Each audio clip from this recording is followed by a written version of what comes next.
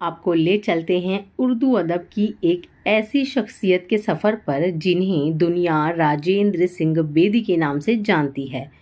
ایک ایسا ادیب جس نے اپنی تحریروں سے دلوں کو چھوا اور زندگی کے دکھ سکھ کو لفظوں کا روپ دیا۔ راجندر سنگھ بیدی کا نام اردو افسانہ نگاری میں سنہری حروف سے لکھا جاتا ہے۔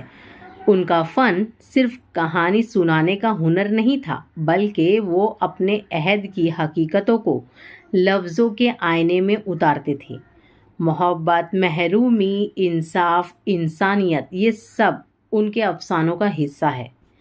بیدی کا سفر آسان نہیں تھا۔ معاشرتی قدغنی، ذاتی مشکلات اور اس دور کے دباؤ ان کے راستے میں دیواریں بن سکتے تھے، لیکن بیدی کے لیے ہر مشکل ایک تحریک تھی۔ یہی کرب ان کی تحریروں کو اور زیادہ اثر انگیز بنا گیا۔ ان کی سب سے بڑی خوبی یہ تھی کہ وہ اپنے ارد گرد کی دنیا کو بڑی باریک بینی سے دیکھتے تھے۔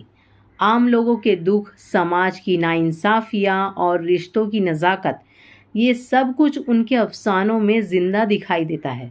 یہی وجہ ہے کہ قاری ان کی تحریر میں اپنی ہی زندگی کا عکس دیکھتا ہے۔ ایک وقت آیا جب ان کی ایک تخلیق نے انہیں شہرت کی بلندیوں پر پہنچا دیا۔ یہ صرف بیدی کی جیت نہیں تھی، بلکہ اس بات کا ثبوت تھا کہ سچے فنکار کو پہچان ضرور ملتی ہے۔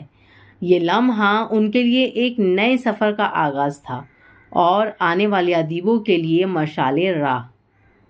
راجندر سنگھ بیدی کی وراثت صرف ان کی کتابوں میں محفوظ نہیں، بلکہ ان سوچوں اور سوالوں میں بھی ہے جو انہوں نے ہمارے ذہنوں میں چھوڑے۔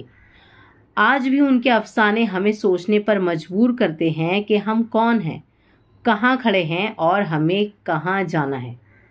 دوستو، آپ کو راجندر سنگھ بیدی کا کون سا افسانہ سب سے زیادہ پسند ہے؟ کمنٹس میں ضرور بتائیں۔ انشاءاللہ اگلا ٹاپک ہمارا وہی ہوگا۔